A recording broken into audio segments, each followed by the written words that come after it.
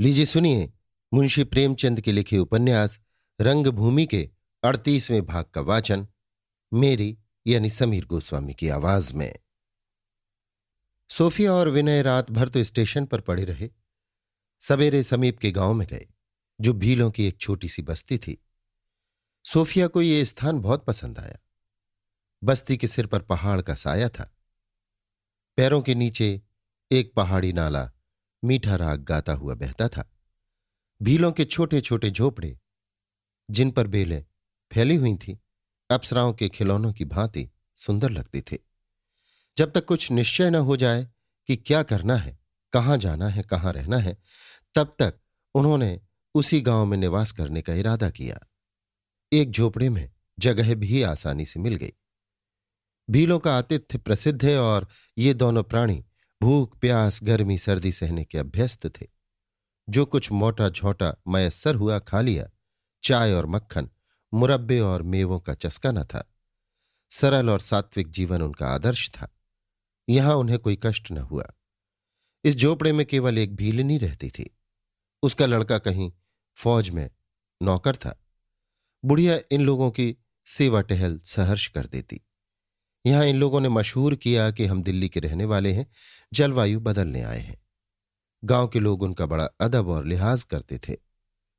किंतु इतना एकांत और इतनी स्वाधीनता होने पर भी दोनों एक दूसरे से बहुत कम मिलते। दोनों न जाने क्यों सशंक रहते थे।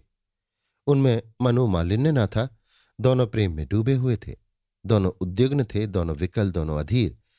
किंतु नैतिक बंधनों की दृढ़ता उन्हें मिलने न देती थी। सात्विक धर्म निरूपण ने सोफिया को सांप्रदायिक संकीर्णताओं से मुक्त कर दिया था। उनकी दृष्टि में भिन्न भिन्न मत केवल एक ही सत्य के भिन्न भिन्न नाम थे। उसे अब किसी से द्वेष न था, किसी से विरोध न था। जिस अशांति ने कई महीनों तक उसके धर्म सिद्धांतों को कुंठित कर रखा था वो विलुप्त हो गई थी। अब प्राणी मात्र उसके लिए अपना था। और यद्यपि विनय के विचार इतने उदार न थे, संसार की प्रेम ममता उनके लिए एक दार्शनिकवाद से अधिक मूल्य न रखती थी, किंतु सोफिया की उदारता के सामने उनकी परंपरागत समाज व्यवस्थाएं मुंह छिपाती फिरती थी। वास्तव में दोनों का आत्मिक संयोग हो चुका था और भौतिक संयोग में भी कोई वास्तविक बाधा न थी। किंतु ये सब होते हुए भी वे दोनों पृथक रहते, एकांत में साथ कभी न बैठते। उन्हें अब अपने ही से शंका होती थी। वचन का काल समाप्त हो चुका था, लेख का समय आ गया था। वचन से जबान नहीं कटती, लेख से हाथ कट जाता है। लेख से हाथ चाहे कट जाए, इसके बिना कोई बात पक्की नहीं होती। थोड़ा सा मतभेद, जरा सा असंयम समझौते को रद्द कर सकता है।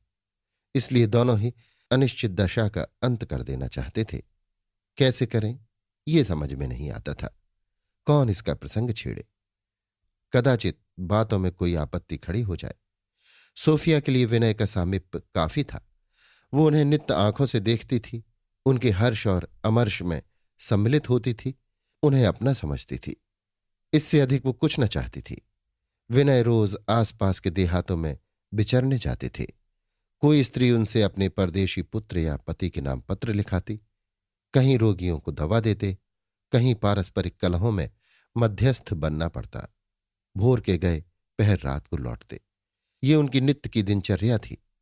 सोफिया चिराग जलाए उनकी बाट देखा करती। जब वो आ जाते तो उनके हाथ पैर धुलवा कर भोजन कराती। दिन भर की कथा प्रेम से सुनती और तब दोनों अपनी अपनी कोठरियों में सोने चले जाते। वहां विनय को अपना घास का बिछौना बिछा हुआ मिलता। सिराहने पानी की हांडी रखी होती। सोफिया इतने ही में संतुष्ट थी। अगर उसे विश्वास हो जाता कि मेरा संपूर्ण जीवन इसी भांति कट जाएगा तो वो अपना अहोभाग्य समझती। यही उसके जीवन का मधुर स्वप्न था। लेकिन विनय इतने धैर्यशील, इतने विरागी न थे। उनको केवल आध्यात्मिक संयोग से संतोष न होता था। सोफिया का अनुपम सौंदर्य, उसकी स्वर्गोपम वचन माधुरी, उसका विलक्षण अंग विन्यास उनकी श्रृंगारमयी कल्पना को विकल करता था। उन्होंने कुचक्रों में पड़कर एक बार उसे खो दिया था। अब दोबारा उसकी परीक्षा में न पड़ना चाहते थे। जब तक इसकी संभावना उपस्थित थी उनके चित्त को कभी शांति न हो सकती थी। ये लोग रेलवे स्टेशन के पते से अपने नाम पत्र पत्रिकाएं पुस्तकें आदि मंगा लिया करते। उनसे संसार की प्रगति का बोध हो जाता था। भीलों से उनको कुछ प्रेम सा भी हो गया था। यहां से कहीं और चले जाने की उन्हें इच्छा ही न होती थी। दोनों को शंका थी कि इस सुरक्षित स्थान से निकलकर हमारी न जाने क्या दशा हो जाए, न जाने हम किस भंवर में जा पड़ें। इस शांति कुटीर को दोनों ही गनीमत समझते थे। सोफिया को विनय पर विश्वास था, वो अपनी आकर्षण शक्ति से परिचित थी। विनय को सोफिया पर विश्वास न था, वो अपनी आकर्षण शक्ति से अनभिज्ञ थे। इस तरह 1 साल गुजर गया। सोफिया विनय को जलपान कराकर अंगीठी के सामने बैठी एक किताब देख रही थी। कभी मार्मिक स्थलों पर पेंसिल से क्रॉस निशान करती, कभी प्रश्न चिन्ह बनाती, कहीं लकीर खींचती। विनय को शंका हो रही थी कि कहीं ये तल्लीनता प्रेम शैथिल्य का लक्षण तो नहीं है। पढ़ने में ऐसी मग्न है कि ताकती तक नहीं। कपड़े पहने बाहर जाना चाहते थे। ठंडी हवा चल रही थी। जाड़े के कपड़े थे ही नहीं, कंबल काफी न था। अलसाकर अंगीठी के पास आए और माची पर बैठ गए। सोफिया की आंख किताब में गड़ी हुई थी। विनय की लालसायुक्त दृष्टि अवसर पाकर निर्विघ्न रूप से उसके रूप लावण्य की छटा देखने लगी। सहसा सोफिया ने सिर उठाया तो विनय को सचेष्ट नेत्रों से अपनी ओर ताकते पाया। लजाकर आंखें नीची कर लीं और बोली, आज तो बड़ी सर्दी है, कहाँ जाओगे? बैठो, तुम्हें इस पुस्तक के कुछ भाग सुनाऊं। बहुत ही सुपाठ्य पुस्तक है। ये कहकर उसने आंगन की ओर देखा। भीलिनी गायब थी, शायद लकड़ी बटोरने चली गई थी। अब 10 बजे के पहले न आएगी। सोफिया कुछ चिंतित सी हो गई। विनय ने उत्सुकता के साथ कहा, नहीं सोफी, आज कहीं न जाऊंगा, तुमसे कुछ बातें करने को जी चाहता है। किताब बंद करके रख दो। तुम्हारे साथ रहकर भी तुमसे बातें करने को तरसता रहता हूं। ये कहकर उन्होंने सोफिया के हाथों से किताब छीन लेने की चेष्टा की। सोफिया किताब को दृढ़ता से पकड़कर बोली, ठहरो ठहरो, क्या करते हो? अब यही शरारत मुझे अच्छी नहीं लगती। बैठो, इस फ्रेंच फिलासफर के विचार सुनाओ। देखो उसने कितनी विशाल हृदयता से धार्मिक निरूपण किया है। विनय, नहीं, आज 10 मिनट के लिए तुम इस फिलासफर से अवकाश मांग लो और मेरी ये बातें सुन लो, जो किसी पिंजरबद्ध पक्षी की भांति बाहर निकलने के लिए तड़फड़ा रही हैं। आखिर मेरे इस वनवास की कोई अवधि है या सदैव जीवन के सुख स्वप्न ही देखता रहूंगा? सोफिया, इस लेखक के विचार उस जवाब से कहीं मनोरंजक हैं जो मैं तुम्हें दे सकती हूं।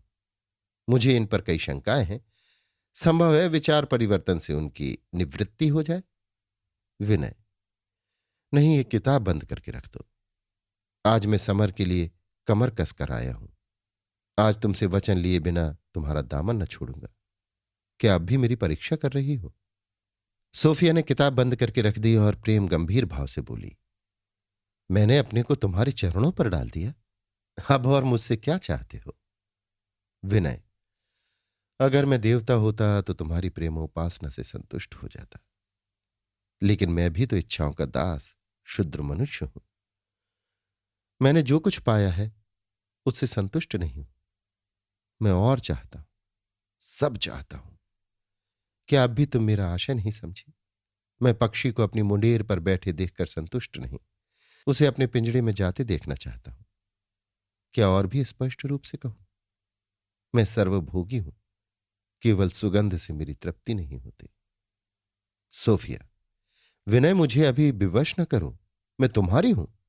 मैं इस वक्त ये बात जितने शुद्ध भाव और निष्कपट हृदय से कह रही हूं, उससे अधिक किसी मंदिर में, कलीसा में या हवन कुंड के सामने नहीं कह सकती। जिस समय मैंने तुम्हारा तिरस्कार किया था उस समय भी तुम्हारी थी। लेकिन क्षमा करना, मैं कभी कोई ऐसा कर्म न करूंगी जिससे तुम्हारा अपमान, तुम्हारी अप्रतिष्ठा, तुम्हारी निंदा हो। मेरा ये संयम अपने लिए नहीं, तुम्हारे लिए है। आत्मिक मिलाप के लिए कोई बाधा नहीं होती, पर सामाजिक संस्कारों के लिए अपने संबंधियों और समाज के नियमों की स्वीकृति अनिवार्य है, अन्यथा वे लज्जास्पद हो जाते हैं। मेरी आत्मा मुझे कभी क्षमा न करेगी अगर मेरे कारण तुम अपने माता पिता, विशेषतः अपनी पूज्य माता के कोप भाजन बनो और वे मेरे साथ तुम्हें भी कुल कलंक समझने लगें। मैं कल्पना भी नहीं कर सकती कि इस अवज्ञा के लिए रानी जी तुम्हें और विशेषकर मुझे क्या दंड देंगी। वो सती हैं, देवी हैं, उनका क्रोध ना जाने क्या अनर्थ करे। मैं उनकी दृष्टि में कितनी पतित हूं, इसका मुझे अनुभव हो चुका है। और तुम्हें भी उन्होंने कठोर से कठोर दंड दे दिया जो उनके वश में था। ऐसी दशा में जब उन्हें ज्ञात होगा कि मैं और तुम केवल प्रेम के सूत्र में नहीं, संस्कारों के सूत्र में बंधे हुए हैं, तो आश्चर्य नहीं कि वो क्रोधावेश में आत्महत्या कर लें। संभव है इस समय तुम इन समस्त विघ्न बाधाओं को अंगीकार करने को तैयार हो जाओ, लेकिन मैं बाह्य संस्कारों को इतने महत्व की वस्तु नहीं समझती। विनय ने उदास होकर कहा, सोफी, इसका आशय इसके सिवा और क्या है कि मेरा जीवन सुख स्वप्न देखने में ही कट जाए। सोफी, नहीं विनय, मैं इतनी हताश नहीं हूं।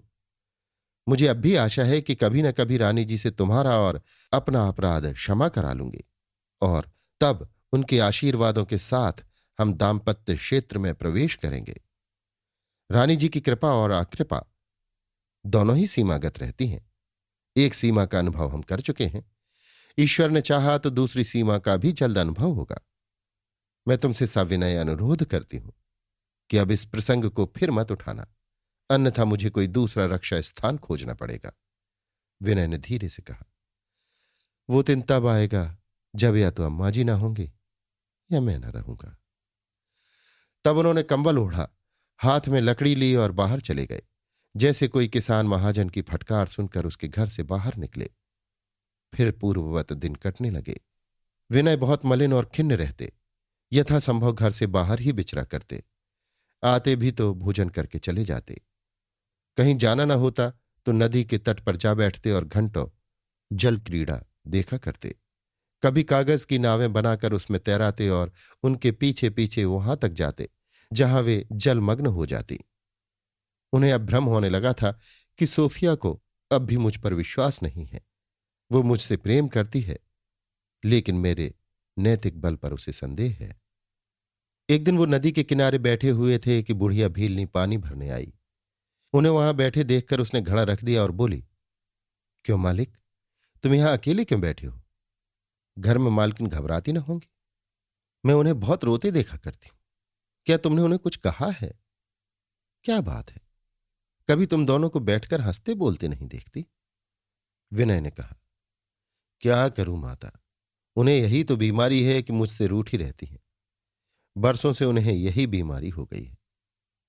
भीलनी, तो बेटा इसका उपाय मैं कर दूंगी। ऐसी जड़ी दे दूं कि तुम्हारे बिना उन्हें छिन भर भी चैन न आए। विनय, क्या ऐसी जड़ी भी होती है? बुढ़िया ने सरल विज्ञता से कहा, बेटा जड़ियां तो ऐसी ऐसी होती हैं कि चाहे आग बांध लो, पानी बांध लो, मुर्दे जला दो, मुद्दई को घर बैठे मार डालो। हां, जानना चाहिए, तुम्हारा भील बड़ा गुणी था, राजों के दरबार में आया जाया करता था। उसी ने मुझे 2-4 बूटियां बता दी थी। बेटा एक एक बूटी 1-1 लाख को सस्ती है। विनय, तो मेरे पास इतने रुपए कहाँ हैं? भीलनी, नहीं बेटा, तुमसे मैं क्या लूंगी? तुम विश्वनाथपुरी के निवासी हो, तुम्हारे दर्शन पा गई, यही मेरे लिए बहुत है। वहां जाकर मेरे लिए थोड़ा सा गंगा जल भेज देना। बुढ़िया तर जाएगी।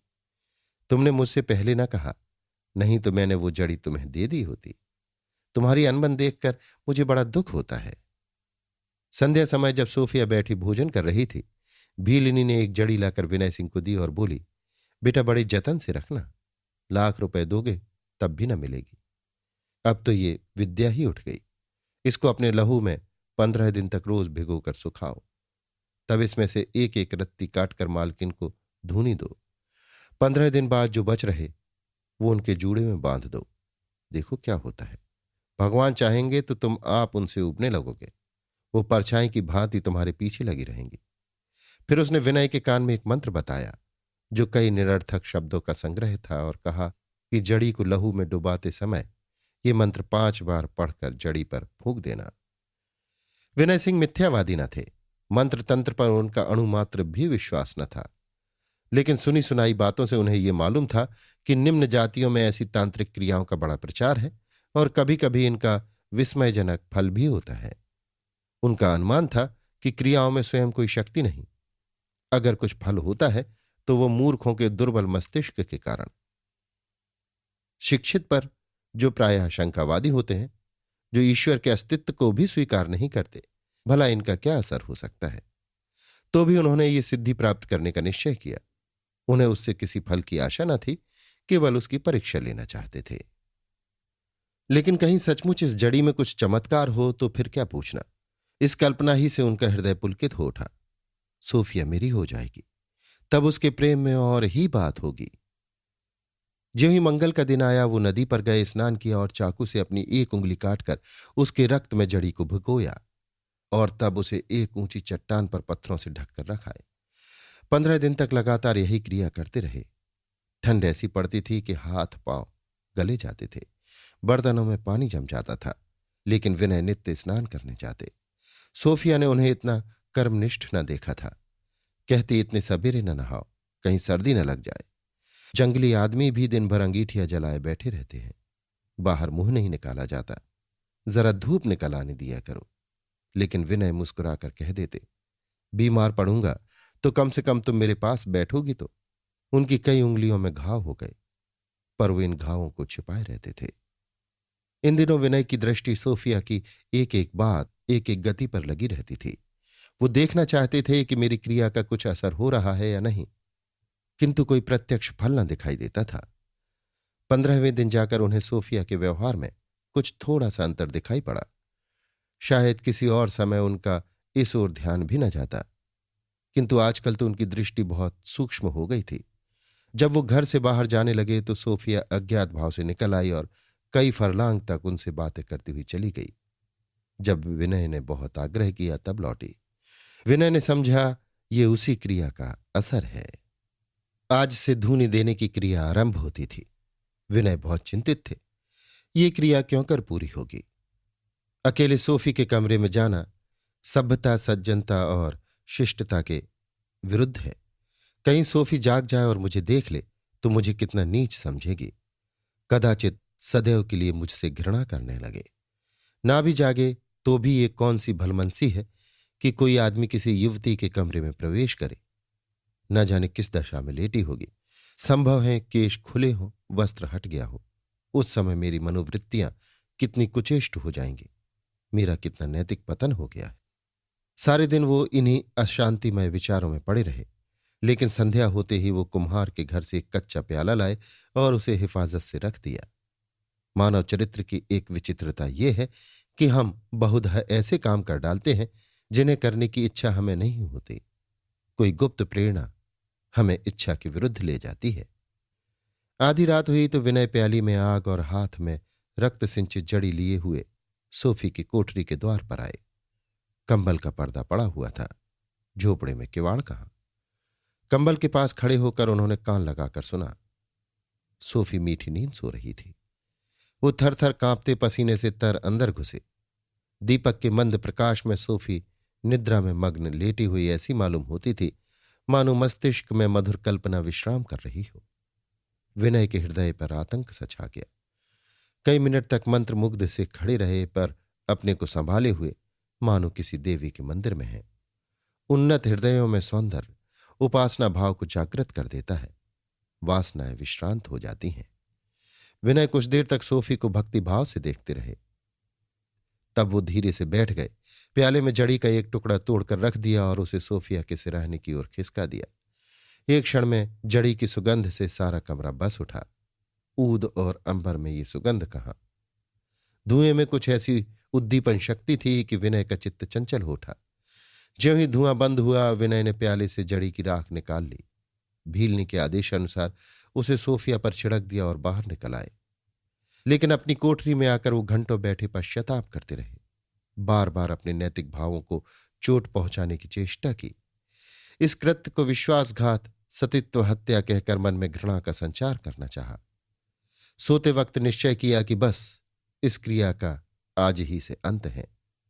दूसरे दिन दिन भर उनका हृदय खिन्न, मलिन, उद्विग्न रहा। ज्यों ज्यों रात निकट आती थी उन्हें शंका होती जाती थी कि कहीं मैं फिर ये क्रिया न करने लगूं। 2-3 भीलों को बुला लाए और उन्हें अपने पास सुलाया। भोजन करने में बड़ी देर की, जिसमें चारपाई पर पड़ते ही पड़ते नींद आ जाए। जब भोजन करके उठे तो सोफी आकर उनके पास बैठ गई। ये पहला ही अवसर था कि वो रात को उनके पास बैठी बातें करती रही। आज के समाचार पत्रों में प्रभु सेवक की पूना में दी हुई वक्तृता प्रकाशित हुई थी। सोफी ने उसे उच्च स्वर से पढ़ा। गर्व से उसका सिर ऊंचा हो गया। बोली, देखो कितना विलास प्रिय आदमी था, जिसे सदैव अच्छे वस्त्रों और अन्य सुख सामग्रियों की धुन सवार रहती थी। उसकी कितनी काया पलट हुई है। मैं समझती थी इससे भी कुछ न होगा, आत्मसेवन में ही इसका जीवन व्यतीत होगा। मानव हृदय के रहस्य कितने दुर्बोध होते हैं। उसका ये त्याग और अनुराग देखकर आश्चर्य होता है। विनय, जब प्रभु सेवक इस संस्था के कर्णधार हो गए तो मुझे कोई चिंता नहीं। डॉक्टर गांगुली उसे दवा बांटने वालों की मंडली बनाकर छोड़ते। पिताजी पर मेरा विश्वास नहीं और इंद्रदत्त तो बिल्कुल उजड्ड है। प्रभु सेवक से ज्यादा योग्य पुरुष न मिल सकता था। वो यहां होते तो बलाया लेता। ये देवी सहायता है और अब मुझे आशा होती है कि हमारी साधना निष्फल न होगी। भीलों के खर्राटों की आवाजें आने लगी। सोफी चलने को उठी तो उसने विनय को ऐसी चितवनों से देखा जिसमें प्रेम के सिवा और भी कुछ था।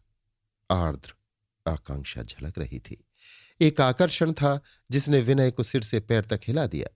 जब वो चली गई तो उन्होंने एक पुस्तक उठा ली और पढ़ने लगे। लेकिन ज्यों ज्यों क्रिया का समय आता था उनका दिल बैठा जाता था।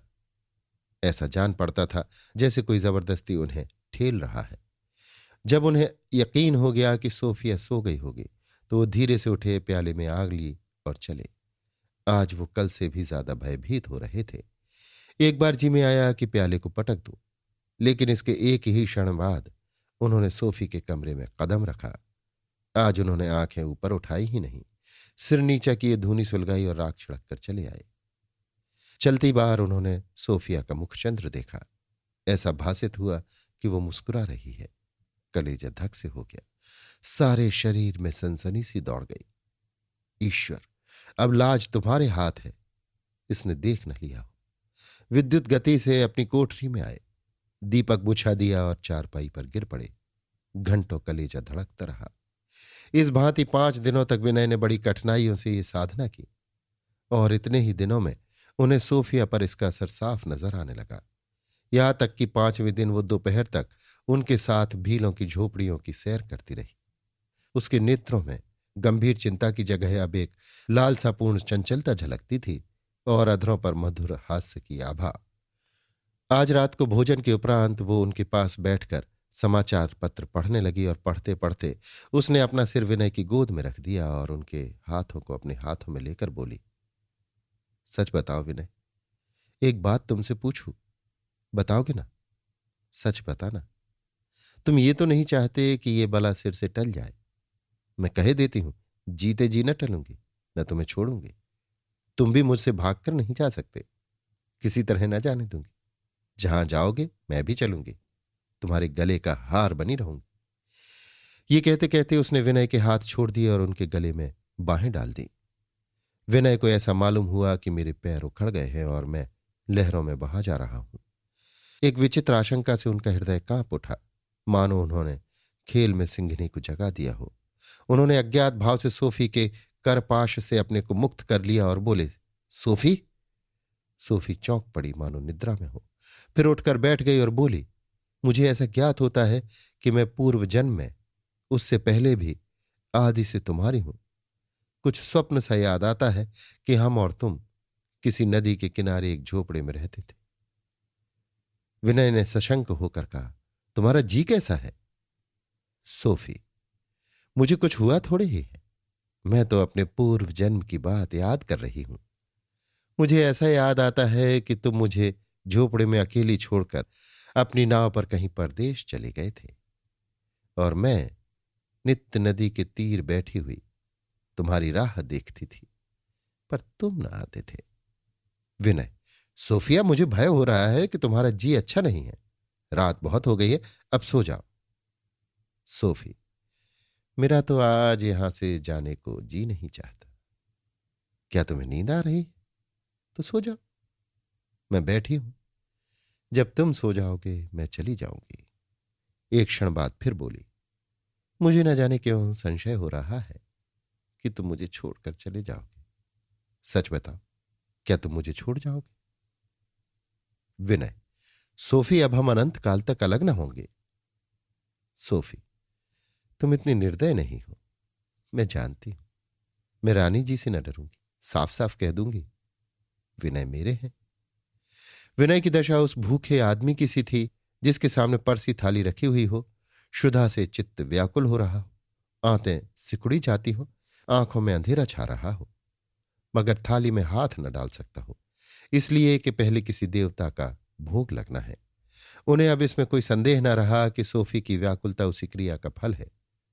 उन्हें विस्मय होता था कि उस जड़ी में ऐसी कौन सी शक्ति है। वो अपने कृत्य पर लज्जित थे और सबसे अधिक भयभीत थे, आत्मा से नहीं, परमात्मा से नहीं, सोफी से।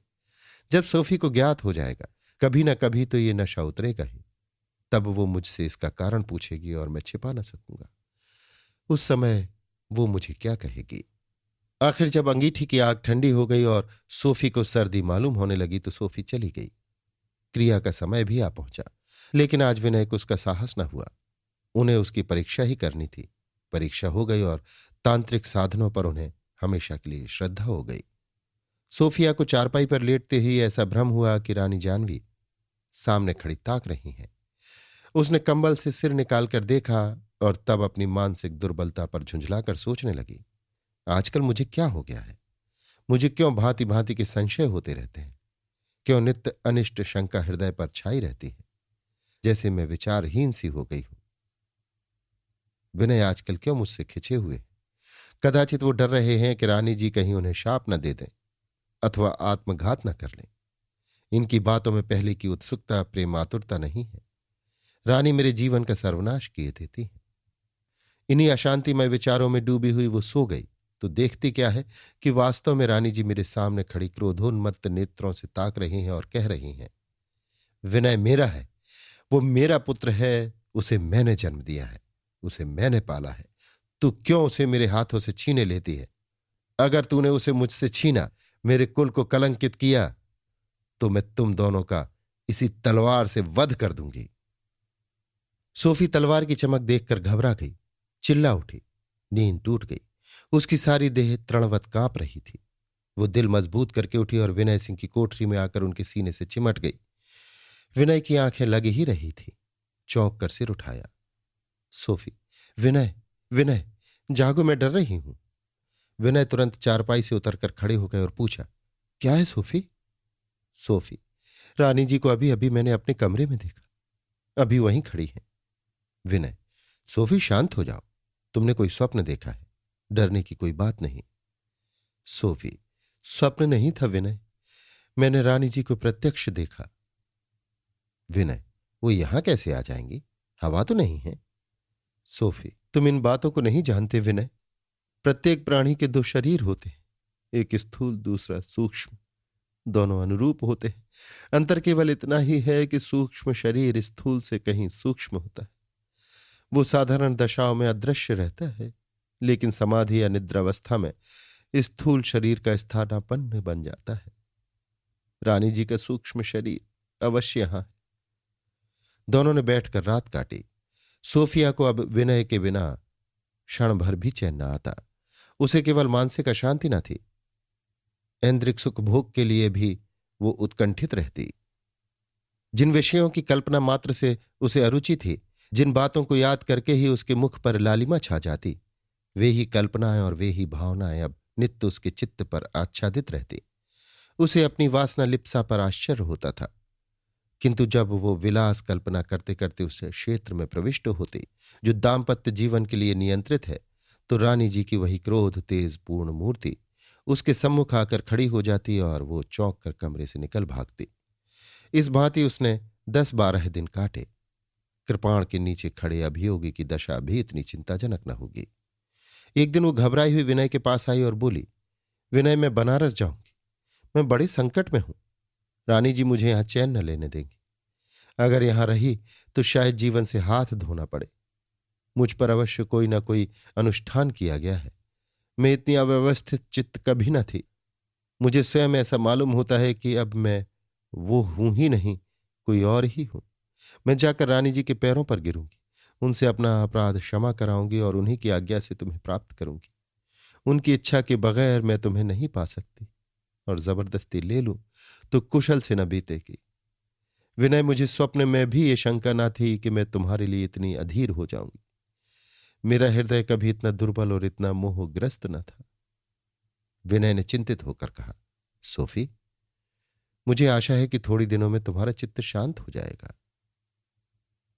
सोफी, नहीं विनय, कदापि नहीं। रानी जी ने तुम्हें एक महान उद्देश्य के लिए बलि कर दिया है।